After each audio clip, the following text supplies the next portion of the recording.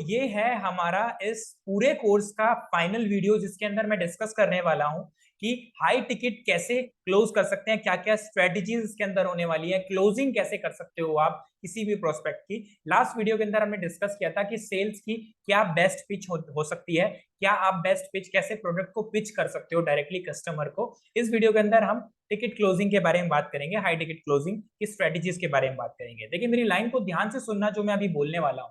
Selling ends and closing begins when prospect says no.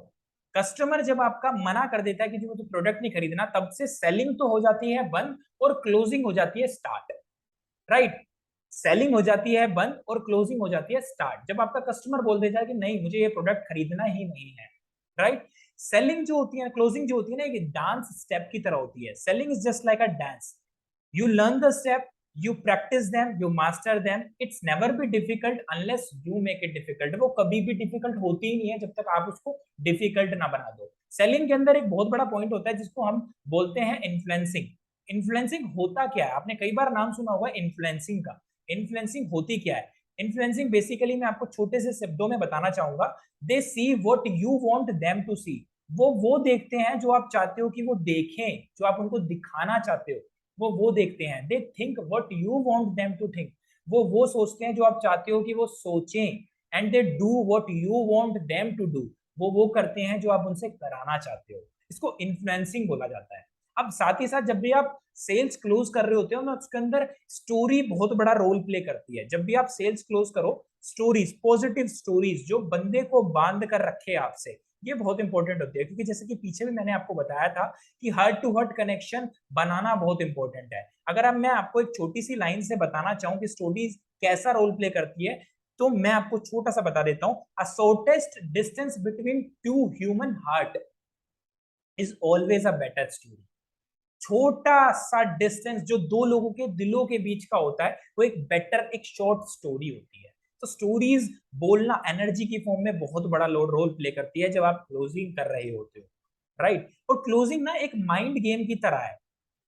जब कोई इंसान कुछ नहीं करना चाहता उससे वो कराना, वो नहीं चाहते जब कुछ करना, जब उनसे वो कराना, तब उनसे वो कराना, उसको क्लोजिंग बोला जाता है। राइट, ये माइंड गेम की तरह होता है। जब वो नहीं चाहते करना तब उनसे वो कराना, उसको हम यहाँ पर बोल रहे हैं क्लोजिंग। राइट, अब इसके अंदर काफी सारी चीजें आती है क्लोजिंग के अंदर। अगर मैं आपको बताऊं तो इसके अंदर एक मार्केटिंग पार्ट आता है। मार्केटिंग अगर एक समंदर है ना, मार्केटिंग बहुत बड़ा समंदर है, तो समंदर की जो सबसे बड़ी वेल है वो होती है आपकी सेल्स। सेल्स मतलब सबसे बड़ी मछली होती है सेल्स। इसके अंदर एक और पार्ट आता है जिसको बोलते हैं हम, सेल्स के अंदर भी एक सबसे बड़ी स्किल्स होती है जिसको हम बोलते हैं नेगोशिएशन। इसके अंदर एक बहुत बड़ी चीज आती है नेगोशिएशन। अब नेगोशिएशन से बहुत सारे लोग बोलते हैं कि नेगोशिएशन नेगोशिएशन ना कन्विंस करना होता है किसी भी इंसान को। नहीं, नेगोशिएशन कभी भी कन्विंस करना नहीं होता। ये नेगोशिएशन जो होती है ना सेल्स के अंदर, एक किंग स्किल कहलाती है, राजा के बराबर की स्किल कहलाती है नेगोशिएशन। अब मैं एक छोटा सा एग्जांपल देता हूं आपको। दो दोस्त एक दूसरे से बात कर रहे थे। राइट, नेगोशिएशन क्या होती है, मैं छोटा सा आपको एग्जांपल देता हूं। दो दोस्त एक दूसरे से बात कर रहे थे और बात करते हुए एक दोस्त दूसरे दोस्त को बोलता है कि यार आज ना एक काम करते हैं, दो दो पैग लगा लेते हैं, दो दो पैग लगा लेते हैं, आज हो जाए। तो पहले वाले इंसान दूसरे वाले इंसान को क्या कर रहा है, दोस्त को क्या कर रहा है, कन्विंस कर रहा है कि आज दो दो पैग लगा लिए जाए। अब कन्विंस कर रहा है तो दूसरे वाला इंसान जब कन्विंस हो रहा है तो उसको पहले वाले इंसान को कुछ ना कुछ उसे फैक्ट्स एंड फिगर्स देने पड़ेंगे कन्विंस करने के लिए। तो सबसे पहले वो टेक्निकली बोलता है, उससे फैक्ट एंड फिगर्स वगैरह देता है उसको कि यार आज दो दो पैक लगा लीजिए, सर्दी थोड़ी ज्यादा हो रही है तो आज दो दो पैक लगा लेते हैं। ठीक है, तो इसके अंदर सर्दी ज्यादा हो रही है, दो दो पैक लगा देते, तो टेक्निकली उसको कन्विंस करता है। लेकिन सामने वाला जो दोस्त होता है वो मना कर देता, नहीं यार मैं नहीं पी रहा, नहीं तू रहने दे। अब दूसरा टेक्निकली नहीं मानता तो वो लॉजिकली बताता है। लॉजिकली उसको बोलता है यार कुछ कुछ कुछ फर्क नहीं पड़ता, इतना तो डॉक्टर भी बोलते हैं पीने के लिए, डॉक्टर भी कहते हैं कि इतना तो कर ही लेना चाहिए, कोई ज्यादा बड़ी दिक्कत थोड़ा ना है। लॉजिकली वो उसको बताता है। अब लॉजिकली भी कुछ नहीं होता, लॉजिकली भी सामने वाला नहीं मानता, तो तीसरा तरीका उसको बोलता है, वो एडजस्टमेंट करना स्टार्ट करता है, फिर कन्विंस करता है। बोलता है चल ठीक है यार, दो नहीं लगा रहा तो एक ही ले ले। अरे दो नहीं लगा रहा तो एक ही ले ले। अब दोस्त जो होता है वो तीसरे पे भी नहीं मानता, एडजस्टमेंट के टाइम पे भी नहीं मानता। तो लास्ट में आता है सबका बाप, वो होता है इमोशनल वे में। इमोशनल वे में उसको कन्विंस कर रहा होता है। इमोशनल वे में क्या बोलता है, ज्यादातर इंडिया की साइड ये चीजें चलती हैं।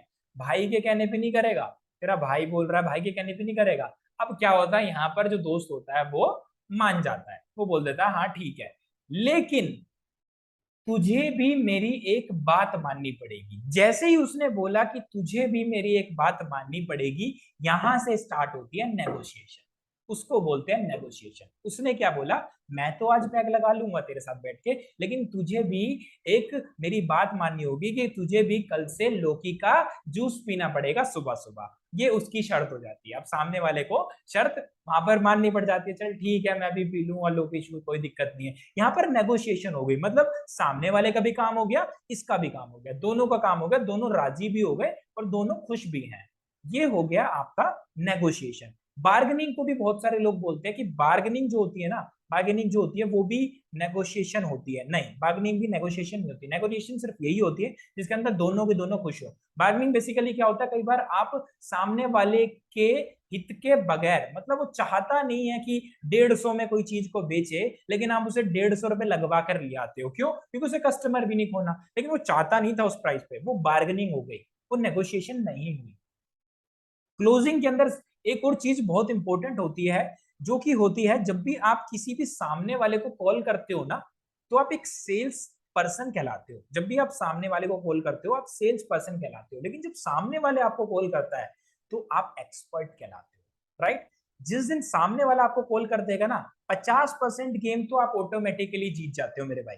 50% गेम तो आप ऑटोमेटिकली जीत जाते हो। अब क्लोजिंग जब कर रहे होते हो, क्लोजिंग के अंदर एक सबसे बड़ी एक और बात आती है। वो क्या आती है? वो आती है भाई साहब आपका ट्रस्ट बिल्ड करना। ट्रस्ट भी यहाँ पर इंपॉर्टेंट होता है। ट्रस्ट कैसे इंपॉर्टेंट होता है?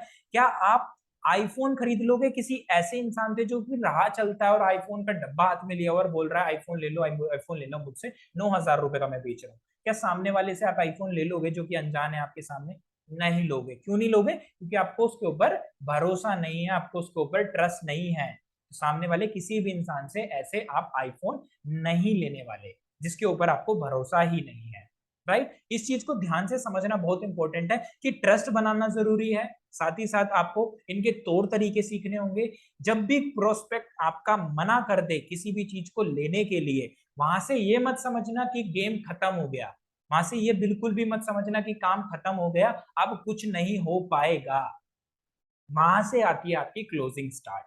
अब क्लोजिंग के अंदर क्या होता है, जब ये माइंड गेम की तरीके से ट्रीट किया जाता है, जब वो नहीं चाहते करना तब उनसे वो कराना, तो उसके अंदर एक बहुत बड़ी पॉइंट आती है जो आप उनसे डायरेक्टली पूछ सकते हो। उनका वाई आप उनसे पूछ सकते हो कि क्यों, क्यों आप उनसे डायरेक्टली पूछ सकते हो कि क्या चीज ऐसी है जो आपको रोक रही है इस डील में आगे बढ़ने के लिए। सामने वाले से आप पूछ सकते हो क्या ऐसी चीज है जो आपको रोक रही है इस डील के अंदर आगे बढ़ने के लिए, या फिर डायरेक्टली आप उनसे बोल सकते हो कि hey listen, what thing stop you to move forward. Directly बोल सकते हो what thing stops you to move forward. Directly आप सामने वाले से पूछ सकते हो। लेकिन जब आप ये चीज पूछो तो एक बात का हमेशा याद रखना कि बायर्स आर लायर्स। वो झूठ बोल सकते हैं आपको। क्यों बोल सकते हैं? और वो बोलेंगे ही बोलेंगे, हमेशा वो झूठ बोलते हैं। बायर्स हमेशा झूठ बोलते हैं। रीजन क्या होता है झूठ बोलने का? क्योंकि उनको ना ये गेम की तरह नजर आता है। उनको ये गेम की तरह नजर है कि सामने वाला मेरे साथ गेम खेल रहा है। अब इस गेम के अंदर मुझे हारना नहीं है, ये अपोनेंट है, ये मैं फंसना नहीं चाहता इस गेम के अंदर, राइट? अब मैं छोटा सा एग्जांपल देता हूं, अपना रियल एग्जांपल देता हूं जो मेरे साथ हुआ। क्या हुआ, एक बार मैं मॉल के अंदर गया जैकेट लेने। आपसे कुछ महीनों पहले की बात होगी, जनवरी के आसपास, आई थिंक दिसंबर जनवरी के एंड की बात होगी। मॉल के अंदर जैकेट लेने गया। जैकेट जब लेने गया तो मैं जिस शॉप के अंदर, मॉल के अंदर घुसा, तो वहां पर उन्होंने मुझे जैकेट्स खोल के दिखा दी। सारी जैकेट्स उन्होंने मुझे खोल के दिखा दी, जिसमें से एक पीस उन्होंने मुझे शानदार दे दिया भाई।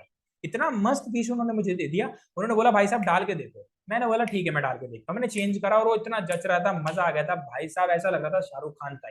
इतना मजा आ गया था उसको देखने के बाद। लेकिन मैंने उसके प्राइस टैग पे ध्यान नहीं दिया। मैंने उसके प्राइस टैग पे उस टाइम पे ध्यान नहीं दिया। तो मैंने क्या किया, जैसे ही मैं देख के आया, मुझे मस्त लगा, फिट विट बढ़िया आ रहा था वो मेरे को जैकेट उस टाइम पे। तो मैंने रखते हुए मैंने बोला भैया कितने का है ये? तो मैंने जैसे ही प्राइस टैग पे ध्यान दिया तो उस जैकेट का प्राइस था भाई साहब 13,999 रुपए, और उन्होंने बोला 10% लेस कर देंगे। अब 13,999 रुपए देखते ही मैं हिल गया थोड़ा सा। क्यों हिल गया? अब रीजन ये नहीं है कि 13,000 की जैकेट नहीं खरीद सकते। रीजन ये है कि 13,000 रुपए जैकेट पे नहीं लगा सकता मैं। क्यों नहीं लगा सकता? क्योंकि जो चीज 4,000 रुपए में, 3,000 रुपए में, 5,000 रुपए में भी ठीक ठाक आ सकती है, कपड़े जैसी चीज, तो मैं उस पर 13-14 हजार रुपए क्यों लगाऊं? इस रीजन से मैंने वो जैकेट मेरे को देखकर बहुत ज्यादा अचंभा हुआ कि यार 13,000 रुपए की, लेकिन मुझे पसंद भी आ रही थी वो जैकेट। अब उस टाइम पे मैंने क्या किया, मैंने डायरेक्टली सामने वाले से मना भी नहीं कर सकता कि सामने वाले ने अच्छा खासा शॉप था, उसने बोला कि भैया पैक कर दूं, ठीक है कोई दिक्कत नहीं पैक कर दूं।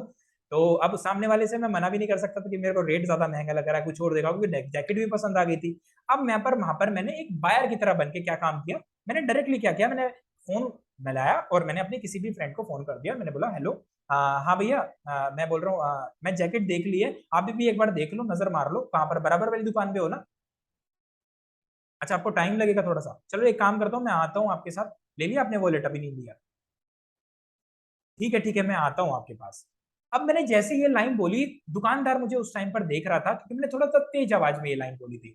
अब मैंने सामने वाले दुकानदार से बोला कि एक्चुअली क्या है ना, मैं भैया ये जो जैकेट है ना, इसमें मैं अपने भाई की भी पसंद लेना चाहता हूँ, भाई बराबर वाली शॉप में है उस साइड, वो वॉलेट खरीद रहा है, तो अभी उसको थोड़ा सा टाइम लगेगा, मैं उसको बुला के लेके आ जाता हूँ, देन दोनों मिलकर हम डिसाइड कर लेते हैं कि ये वाली लेनी है या फिर दूसरे वाली लेनी है कोई, फिर हम इसको खरीद लेंगे। तो सामने वाला दुकानदार क्या बोलता है, ठीक है भैया आप बुला के ले आइए। अब वहां से मैं निकल गया।